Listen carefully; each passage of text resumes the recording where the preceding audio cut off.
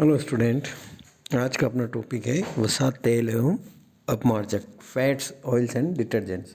सबसे पहले हम देखते हैं ये होते क्या हैं और इनकी केमिस्ट्री क्या है, उसके बारे में अध्ययन करेंगे इस चैप्टर में।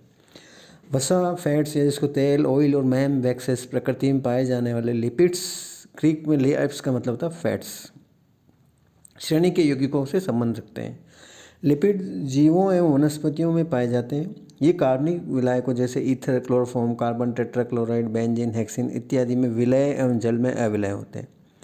वे लिपिड जो जलीय क्षार द्वारा जल अपघटन से वसा, अम्ल, फैटी एसिड्स एवं एल्कोहल बनाते हैं, सरल लिपिड कहलाते हैं। सरल लिपिड दो प्रकार के होते हैं, वसा व तेल। ये जल अपघटन पर लंबी श्रृंखला वाले वसा, अम्ल, ग्लिसरॉल बनाते हैं।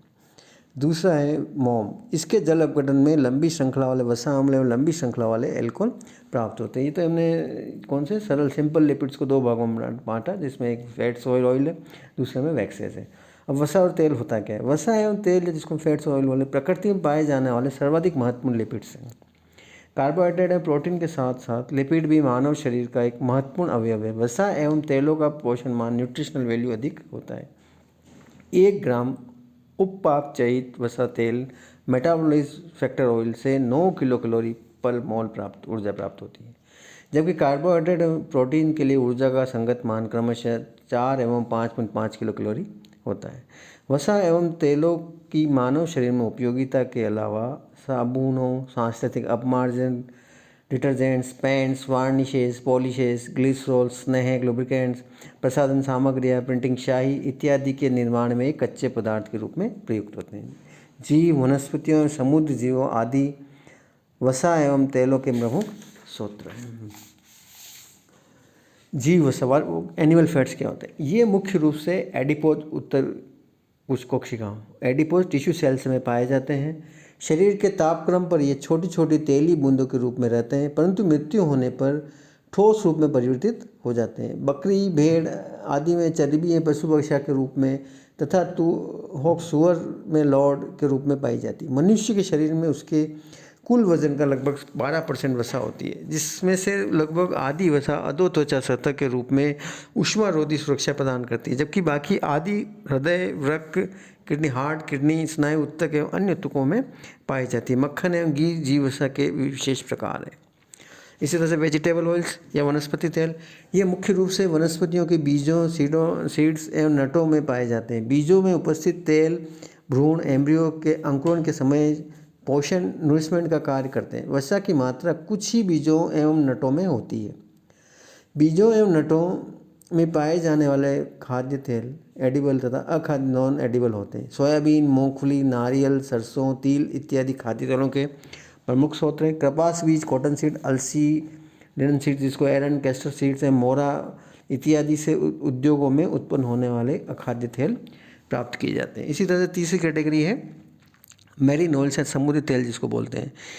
इनमें जलीय जीवों जैसे सोराइडिन, हैरिंग्स, सोलमॉन्स, वेल, डॉल्फिन, सील, शंकु, पोर्पोइजेस इत्यादि से प्राप्त किया जाता है। भारतवर्ष में जैविक वसा का खाद्य पदार्थों में प्रयोग नहीं किया जाता, क्योंकि यहाँ की अधिकांश जनसंख्या शाकाहारी है।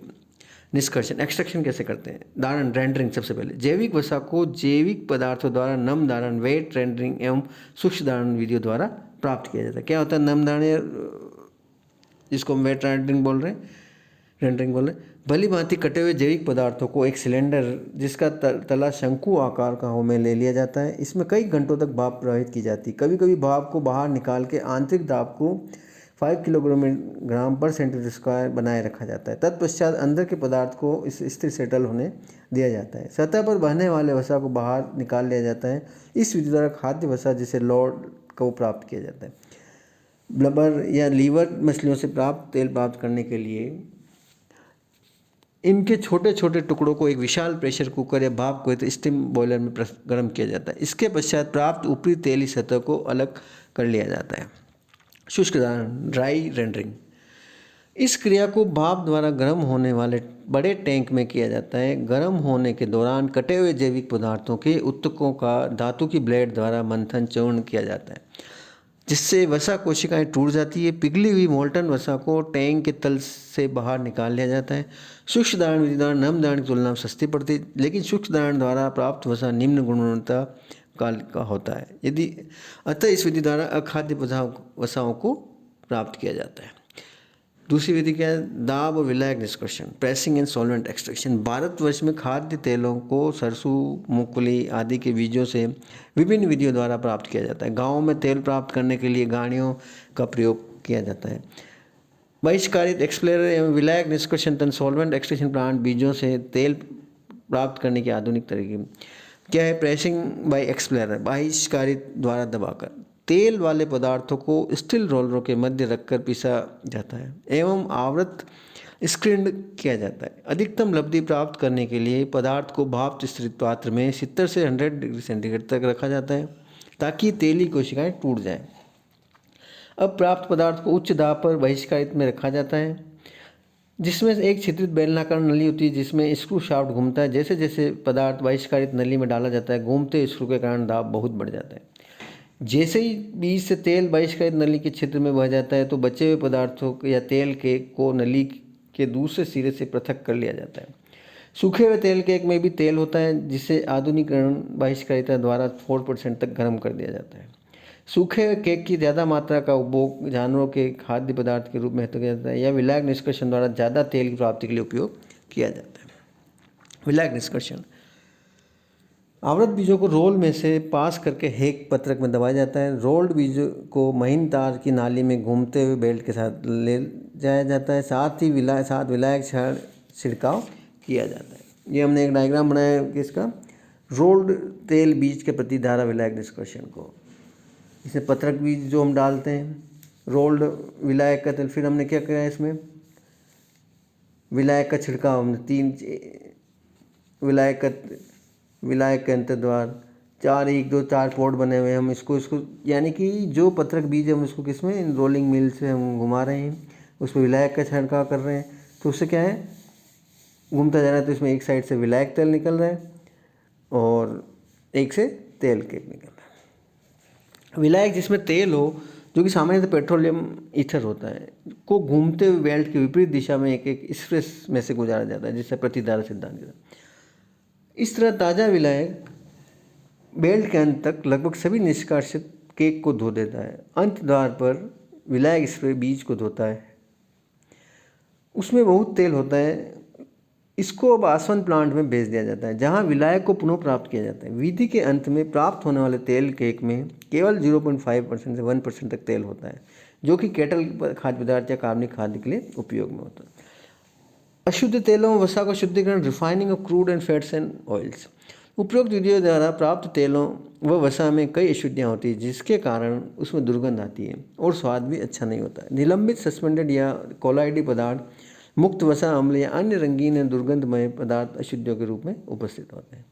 उच्च गुणवत्ता वाले वसा जैसे लौड में भाप प्रभावित कर निलंबित अशुद्धियों का स्कंदन कर दिया जाता है। तत्पश्चात इन्हें छान कर अलग कर दिया जाता है।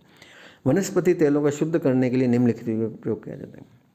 पहला, छानना। तेलों में किसी स्कंदक जैसे साइट्रिक अम्ल की उपस्थिति में भाप प्रवाहित की जाती है। निलंबित कोलाइडी अशुद्धियों का स्कंदन होता है जिन्हें छान कर अलग कर दिया जाता है। दूसरा, उदासीनीकरण, क्षार शुद्धिकरण।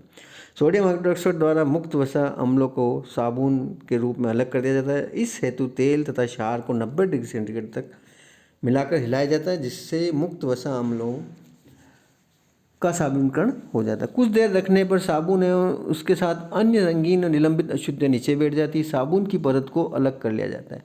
शुद्ध तेल को जल द्वारा धोकर निर्वात में गर्म करके सुखा लिया जाता है।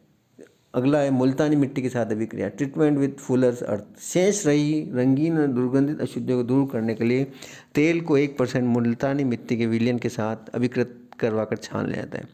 कुछ अन्य वनस्पति तेल जैसे पाम इत्यादि दुर्गंध रहित रंगीन बनाने के लिए तेलों को निर्वात में अति तप्त भाप द्वारा कई घंटों तक गर्म किया जाता है। वसा एवं तेलों की संरचना और संगठन, structure and composition of fats and oils. जैविक एवं वनस्पति वसा एवं तेलों की रासायनिक संरचना समान होती है। ये ग्लिसरॉल एवं लंबी श्रृंखला वाले कार्बोक्सिलिक अम्ल के ट्राइस्टर होते हैं। ग्लिसरॉल के ट्राइस्टर को ट्राइग्लिसराइड या ग्लिसराइड्स कहते हैं। यदि ट्राइस्टर के तीनों एल्किल समूह समान हो तो इसे सरल ग्लिसरॉइड, यदि भिन्न हो तो इसे मिश्रित ग्लिसरॉइड कहते हैं। ग्लिसरॉल और वसा अम्ल दोनों को मिला के क्या बनता है? ट्राइग्लिसराइड्स। ट्राइग्लिसराइड्स का जब अगर अपघटन करते हैं अम्ल या क्षार की उपस्थिति में जल अपघटन वेपर, तो क्या बनता है? ग्लिसरॉल और फैटी एसिड्स। प्रायः अधिकांश प्राकृतिक वसा या तेल मिश्रित ट्राइग्लिसराइड्स होते हैं। वसा व तेल बनाने वाले कार्बोक्सिलिक वसा अम्लों की श्रृंखला में कार्बन परमाणु की सम संख्या होती है। प्रायः प्रयुक्त वसा अम्लों में संतृप्त में कार्बन श्रृंखला अशाखित श्रृंखला में 14, 16 या 18 कार्बन परमाणु उपस्थित होते हैं। श्रृंखला संतृप्त या असंतृप्त हो सकती है। इसी आधार पर इन्हें संतृप्त असंतृप्त ग्लिसराइड्स कहा जाता है। कुछ सामान्य मसालों का जो एग्जाम्पल हमने टेबल बना रखी है, जिसमें संतृप्त कैप्रोइक एसिड जिसका गलनांक -2 डिग्री सेंटीग्रेड है। कैप्रोलिक एसिड्स जिसका जैसे CH3CH2 4 COH, CH3CH2 6 COH। इसी तरह से कैप्रिक एसिड सभी इवन नंबर्स में कार्बन में बढ़ रहे हैं। CH3CH8 COH 31 डिग्री सेंटीग्रेड इसका गलनांक। इसी तरह से lauric acid CH3CH10 COH 44 degree centigrade. Myristic acid CH3CH12 COH 54 degree centigrade. Palmitic acid CH3CH214 COH 63 degree centigrade. Stearic acid CH3CH216 COH 70 degree centigrade. इसी तरह से oleic acid CH3CH27 carbon carbon double bond CH27 यानी इसमें असंतृप्त है COH 16 degree centigrade. Linolenic acid CH3CH24 C double bond और CH2 C double bond CH27 COH -5 degree centigrade. Myristic अम्ल C13H37 COH और पामेटिक एसिड C15H13 COH तथा steric अम्ल वसा तथा तेलों में प्रयुक्त होने वाले प्रमुख संतृप्त अम्ल। ओलिक अम्ल और लिनोनिक अम्ल असंतृप्त वसा अम्ल है। ओलिक अम्लों की श्रृंखला में एक व लिनोनिक अम्लों की श्रृंखला में 2 द्विबंध उपस्थित होते हैं। द्विबंधों की उपस्थिति के कारण ये अम्ल समपक्ष विपक्ष समायता प्रदर्शित करते हैं। ओलिक अम्ल समपक्ष समाय या एलिडिक अम्ल विपक्षी समाय होता है। लिनोनिक अम्ल भी समायिक संपक्ष समाय होता है। प्रायः वसा एवं तेलों में उपस्थित असंतृप्त अम्ल वसा अम्लों के संपक्ष रूप में होता है। कुछ वसा अम्लों की संरचना गलनांक सारणी में दी है। वसा और तेल अम्लों के संगठन के बारे में हम आगे पढ़ेंगे। धन्यवाद।